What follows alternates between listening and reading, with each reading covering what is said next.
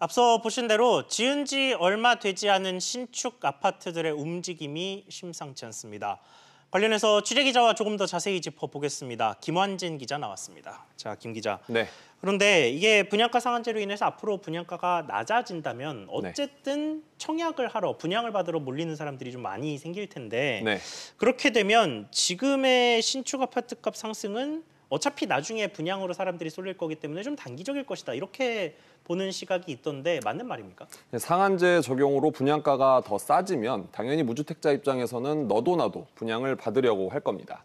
이에 따라서 경쟁률이 크게 올라간다는 게 문제가 되는데요.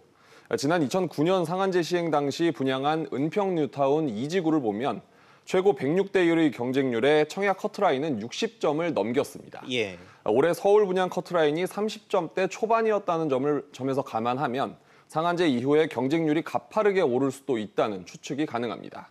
따라서 상한제 이후 분양은 자금 여유가 있으면서 또 가점도 상당히 높은 소위 그들만의 리그가 될 수 있다는 얘기고요. 또 청약 기대감이 점차 떨어지면서 기존 새 아파트로 눈을 돌릴 수 있는 겁니다.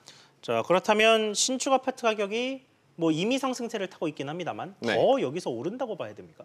새 아파트 희소성이 꾸준히 커져왔다는 점을 또 신경을 쓸 필요가 있는데요. 서울에서 준공 5년 이하 아파트가 지난 2005년 약 35만 호에서 2017년 18만 호로 절반 가까이 줄었거든요.